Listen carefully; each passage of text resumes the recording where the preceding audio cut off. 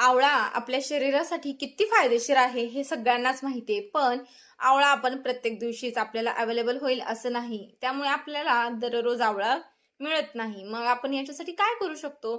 तर आपण तो कसा कंझ्युम करून ठेवायचा तेच तुम्हाला सांगते. तर आपण आज आवळ्याचे असे छानसे आईस क्यूब बनवून ठेवणार आहोत. तर ते कसे? चला सांगते.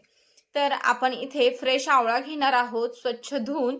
त्याच्यामध्ये कढीपत्ता देखील स्वच्छ असा धुवून घेणार आहोत आणि थोडंसं आल्याचा तुकडा.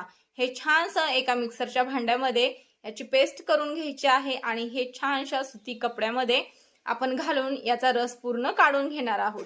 आणि हा रस जो आहे याच्यामध्ये पाणी न घालता हा फ्रीजमधील जी आपली आईस क्यूबची भांडी आहे त्याच्यामध्ये हा रस टाकायचा आहे आणि छानसे हे फ्रीजरमध्ये ठेवायचे आहेत. आणि जेव्हा हे आईस क्यूब तयार होतील तेव्हा हे छानसे एका बंद कॅरी बॅगमध्ये ठेवायचे आहेत पॅक करून, म्हणजे हे जास्त दिवस टिकतात.